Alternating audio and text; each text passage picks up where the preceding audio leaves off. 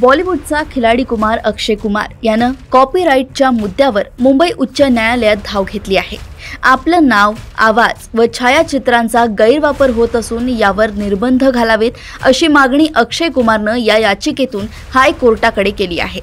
वास्तविक बॉलिवूड अभिनेता अक्षय कुमारनं आपलं नाव, आवाज आणि छायाचित्रांचा गैरवापर थांबवण्यासाठी मुंबई उच्च न्यायालयात याचिका दाखल केली आहे। या याचिकेवर न्यायमूर्ती आरिफ डॉक्टर यांच्या एकलपीठासमोर सुनावणी झाली।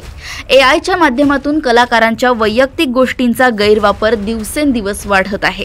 अशा स्थितीत अक्षय कुमार व त्यांच्या कुटुंबियांसाठी देखील याचा धोका निर्माण झालाय।